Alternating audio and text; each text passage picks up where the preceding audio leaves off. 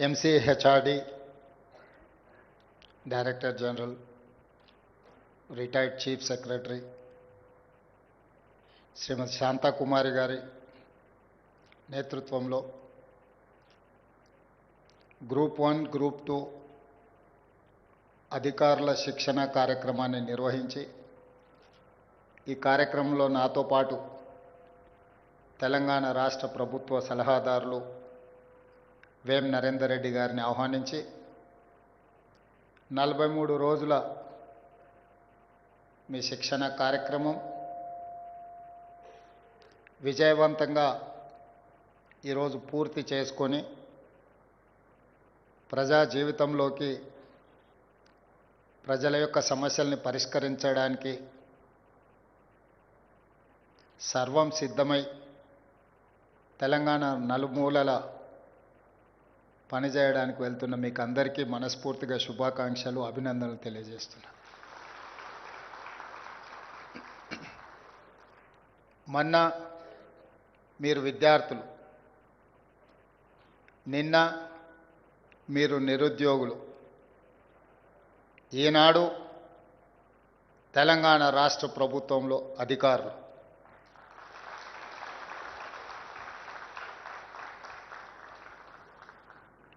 ఈ ప్రభుత్వం యొక్క ప్రతినిధులుగా ప్రజాపాలనను 4 కోట్ల తెలంగాణ ప్రజలకు అందించడానికి మీ శిక్షణ, మీ అనుభవాన్ని పూర్తిగా వినియోగించడానికి ఈనాడు మీరందరూ సంసిద్ధులై ఈ శిక్షణ ముగింపు కార్యక్రమంలో పాల్గొంటున్నారని నేను మనస్ఫూర్తిగా భావిస్తున్నా, సంపూర్ణంగా విశ్వసిస్తున్నా. మీకందరికీ తెలుసు, ఈ ప్రాంతము, ఈ భూమి, ఈ ప్రజల యొక్క నైజం. ఇక్కడి ప్రజలు ఆకలినైనా సహిస్తారు కానీ అవమానాన్ని సహించరు. ఈ ప్రాంత ప్రజలు సహనంతో ఉండొచ్చు కానీ ఆధిపత్యాన్ని స్వీకరించరు. ఇది కొన్ని దశాబ్దాలుగా రాచరికం నుంచి ప్రజాస్వామ్యం వరకు ఈ ప్రాంత ప్రజలు, ఈ ప్రాంతం యొక్క విద్యార్థులు తండాలలో, గూడాలలో, మారుమూల పల్లెల్లోనే కాదు, ఉస్మానియా, కాకతీయ యూనివర్సిటీల నేపథ్యాన్ని మీరు అందరు చూసిండ్రు.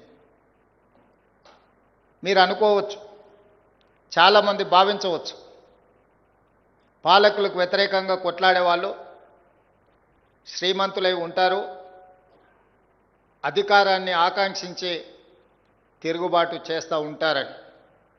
అది నిజం కాదు.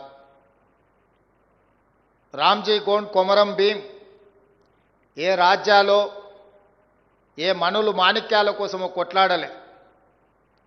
ఆదివాసీల జీవితాలలో వెలుగు కోసం ఆనాడు వాళ్ళ మీద ఆధిపత్యం చెలాయిస్తుంటే వాళ్ళు తిరుగుబాటు చేశారు.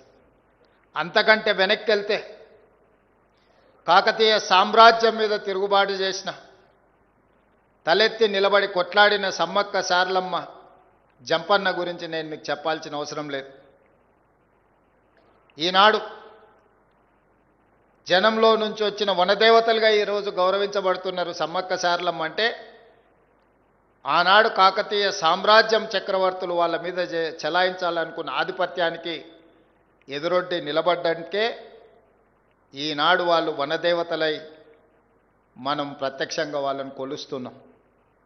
అదే కాదు, 220 సంవత్సరాల సుదీర్ఘమైన పరిపాలన అందించిన నిజాం రాజులు, నిజాం ప్రభువుల మీద కూడా ఈ ప్రాంత ప్రజలు తిరుగుబాటు చేయడం, తిరుగుబాటులో కీలక భూమిక పోషించిన ప్రాంతాల నుంచి మీరు పుట్టి పెరిగి ఈరోజు గ్రూప్ 1 అధికారులుగా మారడం, ఈ ప్రాంతం చేసిన సాయుధ రైతాంగ పోరాట స్ఫూర్తి మీకందరికీ తెలుసు.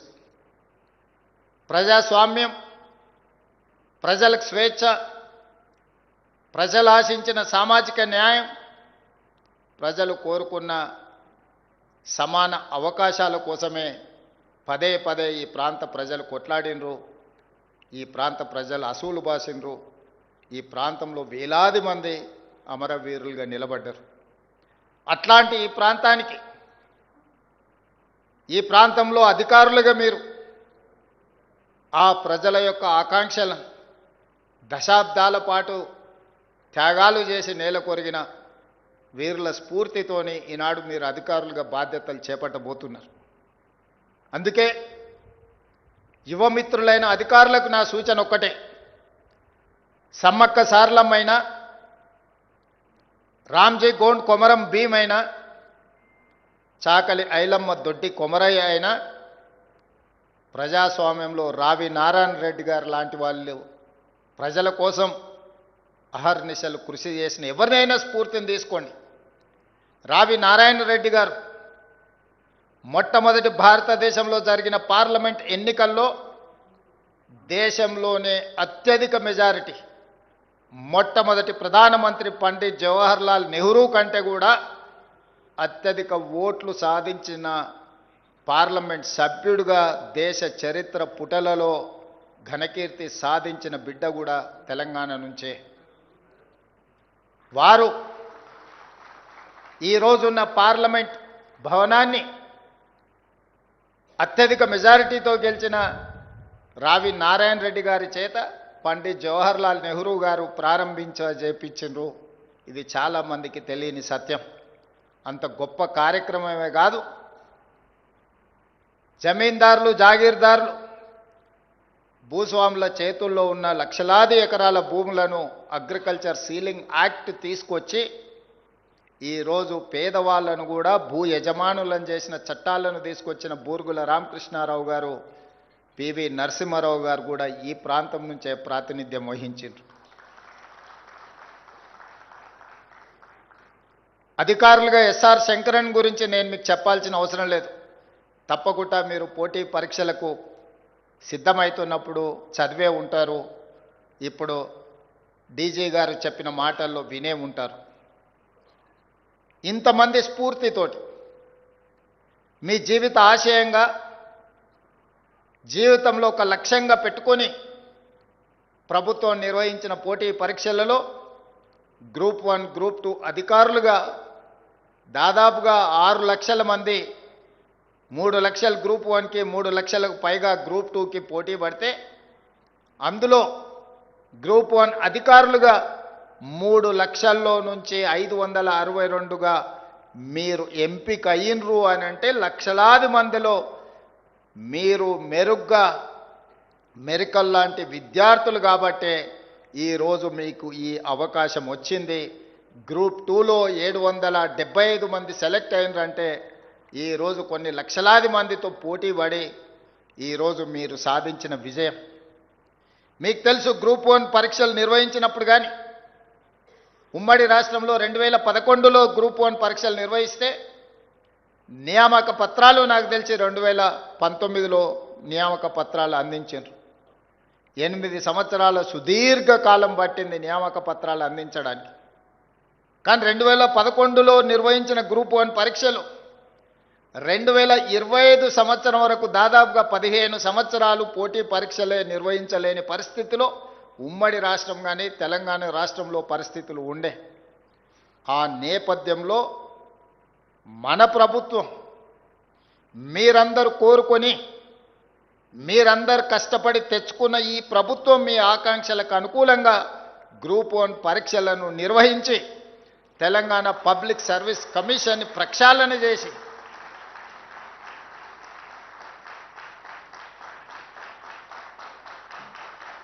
గ్రూప్ 1 అధికారులుగా మీ నియామక ప్రశ్నాపత్రాలను, మీ నియామకాలకు సంబంధించిన నిర్ణయాలను చేసే దాంట్లో ఆర్ఎంపీ డాక్టర్లో లేకపోతే మీకంటే చిన్న హోదాలో ఉండే ప్రభుత్వ అధికారులను నియమించలేదు ఈ ప్రభుత్వం. ఈ ప్రభుత్వం ఆలోచన చేసి ఒక గ్రూప్ 1, గ్రూప్ 2 అధికారులను నియమించాలి అని అంటే ఆ నియామక ప్రశ్నాపత్రాల నుంచి పోటీ పరీక్షల నిర్వహణ వరకు అవగాహన ఉన్న నిష్ణాతులైన వాళ్ళు ఆ బోర్డులో ఉండాలి అని రిటైర్డ్ డీజీపీ మహేందర్ రెడ్డి గారిని మీ పబ్లిక్ సర్వీస్ కమిషన్ చైర్మన్గా, అందులో సభ్యుల ప్రొఫెసర్లను, రిజిస్ట్రార్లను, బాగా చదువుకున్న వాళ్ళను, తెలంగాణ రాష్ట్ర నిరుద్యోగుల యొక్క ఆలోచనను ఒడిసి పట్టుకునే వాళ్ళని నియమించిన. అన్ని రకాలుగా జాగ్రత్తలు తీసుకొని ప్రశ్నాపత్రాలను జిరాక్స్ సెంటర్లలో అమ్మకుండా కఠినంగా వ్యవహరించి మీ పరీక్షలను నిర్వహించి ఫలితాలను ప్రకటించడం జరిగింది. మీ ఎన్నికైన సంతోషాన్ని ఒక్కరోజు కూడా మీకు మిగిలించలేదు. మీరు కోట్ల రూపాయలు పెట్టి ఈ ఉద్యోగాలను కొనుక్కున్నారు, ఈ ప్రభుత్వం ఈ ఉద్యోగాలను అమ్ముకున్నది అని కొంతమంది గిట్టని వాళ్ళు, కొంతమంది నచ్చని వాళ్ళు, కొంతమంది రాని వాళ్ళు ప్రచారం చేయడే కాకుండా న్యాయస్థానాలలో లీగల్ లిటిగేషన్ మొదలుపెట్టిండ్రు. ఒక పక్కన మీ తల్లిదండ్రులు చాలా సంవత్సరాల తర్వాత వాళ్ళ కన్న కలలు నిజమవుతున్నాయి, మా వాడు పీజీ పిహెచ్డీలు చేసి ఒక ఉజ్వల భవిష్యత్తులో అడుగు పెట్టబోతున్నాడని వాళ్ళ సంతోషం 24 గంటలు కూడా నిలబడకుండా చాలామంది కుట్రలు కుతంత్రాలు చేసిండ్రు. న్యాయస్థానంలో జరిగిన వాదనలు మీరు విన్నారు, రాజకీయ పార్టీలు చేసిన ఆరోపణలను మీరు చూసిండ్రు. ఎక్కడ కూడా ఈ ప్రభుత్వం ఒక్క తప్పు చేయలేదు, ఈ ప్రభుత్వం తప్పులకు అవకాశం ఇయ్యదు, ఈ పిల్లలు మెరిట్ మీదనే ఎంపికైనరు, వాళ్ళలో ఉన్న నైపుణ్యమే వాళ్ళని గ్రూప్ 1 గ్రూప్ 2 అధికారులను చేసిండ్రు, ఎవరు ఏమనుకున్నా వాళ్ళ పక్షాన నేను నిలబడతాను, వాళ్ళ తరఫున న్యాయస్థానాలలో కొట్లాడతాను అని చెప్పి తెలంగాణ స్టేట్ హైకోర్టు నుంచి సుప్రీంకోర్టు వరకు మీ పక్షాన, మీకంటే మీరెంత నిబద్ధతతో ఎంత కష్టపడి సాధించిందో గుర్తించి ఈ ప్రభుత్వం మీ పక్షాన నిలబడ్డది. న్యాయస్థానాలలో మీ వాదనను బలంగా వినిపించడం జరిగింది. సింగిల్ జడ్జి దగ్గర మీకు వ్యతిరేకమైన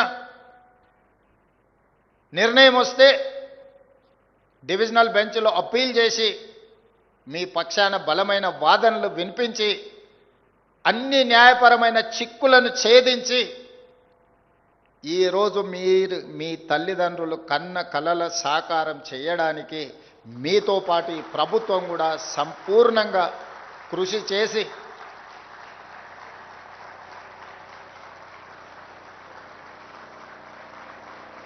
మీరు తెలివైన, నైపుణ్యం కలిగిన, క్రమశిక్షణ కలిగిన అధికారులు అవుతారనే సంపూర్ణమైన నమ్మకం, విశ్వాసంతో ఈ ప్రభుత్వం మీ పక్షాన నిలబడ్డది. ఒక అధికారి కావడం అనేది ఒక జీవితకాల లక్ష్యం. ఒక అధికారిగా గుర్తింపు, గౌరవం పొందాలి అనంటే మీరు 30-35 సంవత్సరాల మీ సర్వీస్ కాలంలో నిబద్ధతతో పనిచేయాల్సిన అవసరం ఉన్నది. అధికారులం అయిపోయినాం కదా, అవకాశం వచ్చింది కదా అని మన బాధ్యతను మర్చిపోతే మనుషులుగా మనం పతనమైనట్టే. మనం అధికారులుగా మన బాధ్యతను విడిచిపెట్టినట్టే. అందుకే యువమిత్రులారా, ఈ తెలంగాణ రాష్ట్ర ప్రభుత్వం మిమ్మల్ని కుటుంబ సభ్యులుగా భావిస్తుంది. ఈ తెలంగాణ రాష్ట్ర ప్రభుత్వం మీరే మా ప్రతినిధులుగా భావిస్తుంది. ఈ ప్రభుత్వం ప్రవేశపెట్టే సంక్షేమమైన, అభివృద్ధి కార్యక్రమాలైనా అత్యంత నిరుపేదలకు చేరాలి అని అంటే మీరు ప్రదర్శించే చొరవనే ఈరోజు ప్రభుత్వం యొక్క సంక్షేమ పథకాలను ప్రజలకు చేర్చగలుగుతాయి. ఓ ఇందిరమ్మ ఇల్లు ఇవ్వాలన్నా, ఓ పేదవాడి రేషన్ కార్డు చేరాలన్నా, ఒక సన్నబియ్యంతో పేదవాడు కడుపు నిండా అన్నం తినాలన్నా, లేకపోతే 200 యూనిట్లు ఉచిత కరెంటు పేదవాడి ఇంటిలో వెలుగులు నింపాలన్నా, లేదా రైతుకు రుణమాఫీ జరిగి ఆ రైతు కళ్ళల్లో ఆనందం చూడాలన్నా మీరే మా కళ్ళు, మీరే మా చెవులు, మీరే మా ప్రతినిధులు. నేను ఇక్కడ పాలసీ చేస్తుండొచ్చు, ఇక్కడ నేను నిర్ణయాలు చేయొచ్చు, సచివాలయంలో నేను ఎంత గొప్ప నిర్ణయం చేసినా దాన్ని అమలు చేసే అధికారులుగా మీరు ప్రదర్శించే చిత్తశుద్ధే ఈ ప్రభుత్వానికి మంచి పేరైనా చెడు పేరైనా.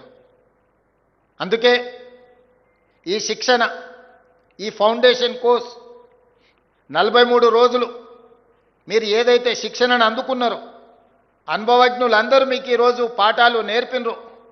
ప్రొఫెసర్ పాండ్ రంగారెడ్డి గారి నుంచి మొదలు పెడితే గోపాలకృష్ణ నాయుడు గారి నుంచి చాలామంది అధికారులు, జాతీయ స్థాయిలో పనిచేసిన వాళ్ళు, ప్రైమ్ మినిస్టర్ దగ్గర కలిసి పనిచేసిన వాళ్ళు, స్టేట్ గవర్నమెంట్తో కలిసి పనిచేసిన ఉన్నతాధికారులే కాకుండా ప్రొఫెసర్ నాగేశ్వర్ లాంటి వాళ్ళు కూడా మీ దగ్గరకు వచ్చి వారి వారి అనుభవాలను చెప్పడమే కాకుండా మీరు భవిష్యత్తులో ఏ విధంగా వ్యవహరిస్తే మీ గౌరవంతో పాటు ప్రభుత్వం యొక్క ప్రతిష్ట ఏ విధంగా పెంచొచ్చో మీకు సంపూర్ణంగా వివరించినరు, మీరు అర్థం చేసుకున్నారని నేను భావిస్తున్నా. ఈరోజు మిమ్మల్ని కలవడం మెకానికల్గా నేను ఇక్కడికి రాలేదు. ఇదొక ఎమోషన్, ఇదొక అటాచ్మెంట్.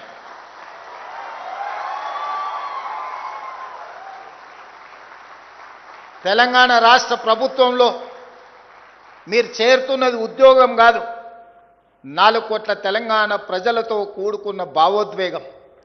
తెలంగాణలో మీరు ఒక బాధ్యత నిర్వహించడం అంటే ఒక భావోద్వేగం. ఇది మీ జీవితకాలం గుర్తు పెట్టుకుంటారని నేను ఆశిస్తున్నా, గుర్తు పెట్టుకుంటారని నేను విశ్వసిస్తున్నా. అందుకే మిత్రులారా, సరిగ్గా 8 సంవత్సరాలు 26 నుంచి 34 జనవరి ఫిబ్రవరి లోపల మీలో చాలామంది ఐఏఎస్లు అవ్వడానికి అవకాశం ఉంది. ఒక గ్రూప్ 1 అధికారి సర్వీస్లో చేరిన తర్వాత 8 సంవత్సరాలు పూర్తి చేసుకునే సమయానికి మీకు ఐఏఎస్లుగా అయ్యే అవకాశం వస్తుంది. మరి మీలో ఎంతమంది చిత్తశుద్ధితోని ప్రజా జీవితంలో ప్రజలకు సేవలు అందించి ఐఏఎస్లు అవుతారో తప్పకుండా నేను ఉంటాను, నేను చూస్తాను, మీకు ఐఏఎస్ పట్టాలు ఇస్తాను. గ్రూప్ 1 వచ్చింది కాబట్టి లక్ష్యం నెరవేరిందని అనుకోకండి. 3 లక్షలుగా పైగా నిరుద్యోగులతో పోటీ పడి 562 మందికి ఎంపికయ్యారు. ఇందులో వివిధ డిపార్ట్మెంట్స్ ఉన్నాయి. ఇందులో నుంచి ఐపీఎస్లు కావాల్సిన వాళ్ళు ఉన్నారు, ఐఏఎస్లు కావాల్సిన వాళ్ళు ఉన్నారు. మరి ఇందులో కొద్దిమందే అందులోకి వస్తారు. Maybe single digit, triple digit నుంచి మీరు సింగిల్ డిజిట్కి ఫిల్టర్ కాబోతున్నారు. లక్షలాది మంది నుంచి వందలాలకు వచ్చారు, వందలాల నుంచి ఒకరో ఇద్దరో లేకపోతే సింగిల్ డిజిట్గా 2008కి మీరు కావచ్చు. ఇంతకుముందే అధికారులతో మాట్లాడుతుంటే, sir really they are very lucky, ఈ టైంలో చాలా ఓపెనింగ్స్ ఐఏఎస్ ఐపీఎస్లో రాబోతున్నాయి, వీళ్ళు నిజంగా కష్టపడితే ఇందులో చాలామంది ఐఏఎస్లు అవ్వడానికి అవకాశం ఉంది అని చెప్పి నాకు అధికారులు చెప్పడం జరిగింది. అందుకే మీ బాధ్యతను బాధ్యతాయుతంగా నిర్వహించండి. ఆఫీస్కి వెళ్ళే ముందు ఎస్ఆర్ శంకరన్ని గుర్తుపెట్టుకోండి. ఆఫీస్లో మీ దగ్గరికి పేదవాళ్ళు వచ్చినప్పుడు వాళ్ళకు సహాయం అందించేటప్పుడు మీ తల్లిదండ్రులను గుర్తు చేసుకోండి. మన ఎవరి నేపథ్యమో ఆగర్భ శ్రీమంతుల నేపథ్యం కాదు. మన ఎవరి నేపథ్యమో అభివృద్ధి చెందిన దేశాల నుంచి ఇక్కడికి వలస వచ్చిన వాళ్ళం కాదు. మన నేపథ్యము వ్యవసాయము, మన నేపథ్యము గ్రామీణ ప్రాంతము. ఆ నేపథ్యం నుంచి వచ్చిన వాళ్ళు అది గుర్తు చేసుకుంటే చాలు. తప్పు చెయ్యాలనుకున్నా తప్పు చెయ్యకుండా 10 మందికి సహాయం అందిస్తాం. చట్టం అనేది nothing but common sense. If you have abundant common sense, you can take, you can deliver. మీరు మంచి నిర్ణయాలు తీసుకోవడానికి, మంచి పనులు చేయడానికి మనకు విచక్షణ అధికారం ఉంటే సరిపోతుంది. దాన్ని ఎట్లా ఉపయోగించాలనేది మన మీదనే ఆధారపడి ఉంటుంది. ప్రొసీజర్స్ ఉంటాయి, ప్రాక్టీసెస్ ఉంటాయి. ప్రొసీజర్స్ ప్రాక్టీసెస్ మనకి అర్థం కానప్పుడు కామన్ సెన్స్ అనేది బిగ్గెస్ట్ అసెట్, అది వాడాలి. ఈ చట్టాలు, ఈ నియమాలు, ఈ ఆదేశాలు పని చేయకుండా ఆపడానికి కాదు, 10 మందికి సహాయపడే పని చేయడానికే ఈ చట్టాలు ఇవన్నీ. అందుకే 10 మందికి ఏ విధంగా మనం సహాయం అందించగలమో ఆ రకంగా మనము ముందుకు వెళ్ళాలి. చివరగా ఒక్క మాట చెప్పి, మీ అపాయింట్మెంట్ లెటర్ ఇచ్చిన రోజు ఆ మాటనే చెప్పినాను, ఈరోజు మళ్ళీ గుర్తు చేయాలనుకున్నాను. రాజకీయాలలో, ప్రభుత్వ ఉద్యోగంలో 3 రకాల పరిస్థితులు ఎదురవుతాయి. చేరినప్పుడు చాలా గరంగా ఉంటాం, ఉడుకు రక్తం. కొంచెం దూరం పోయిన తర్వాత నరం, కొంచెం మెత్తబడతాం. ఇంకా కొంచెం దూరం పోతే బేషరం. గరం, నరం, బేషరం. చివరికి లైఫ్లో సెటిల్ కావాలన్నా లేకపోతే రకరకాల ఆలోచనలతోని మనం కొన్ని తప్పిదాలు చేస్తూ ఉంటాం. ఎవరు ఏమనుకుంటే మాకేముందిలే, మాకు కావాల్సింది మేము తీసుకుంటున్నామని 3 రకాల పరిణామ క్రమాలు ఉంటాయి. అవి చర్చించుకుంటారు. ఇందులో ఎవ్వరు కూడా మొదటి దగ్గరనే ఆగిపోవాలనేది నా ఉద్దేశం. ఈరోజు ఏ ఆలోచనతోని, ఏ రకమైన అప్రోచ్తోని ఈరోజు మీరు సర్వీస్లో జాయిన్ అవుతున్నారో, మీ రిటైర్మెంట్ రోజు కూడా ఇదే విధంగా మీరు ఆ కమిట్మెంట్తో పనిచేస్తారని నేను భావిస్తున్నా. ఎవరైతే నానుడి ఉందో గరం, నరం, బేషరం అనేది, ఈ నానుడిని తప్పని ప్రూవ్ చేస్తారని నేను అనుకుంటున్నా. మీరు తప్పకుండా చెయ్యాలి. చేస్తా అనుకున్న వాళ్ళందరూ కూడా గట్టిగా చప్పట్లు కొట్టాల్సిందిగా నేను కోరుతున్నా.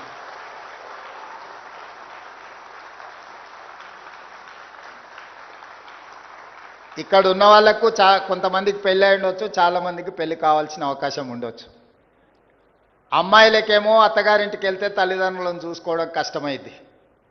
అబ్బాయిలకేమో ఇప్పుడు ఉద్యోగం రాగానే అత్తగారు వస్తారు, తల్లిదండ్రులు కొంచెం ఏముందిలే అనేది వస్తుంది. అమ్మాయిలకైనా అబ్బాయిలకైనా నా సూచన ఒక్కటే, ఇవాళ రేపు ఇంతకుముందులాగా ఫ్యామిలీలో 4-5 కిడ్స్ ఉండే కాలం కాదు. 1 or 2 కొడుకైనా బిడ్డైనా మీరే.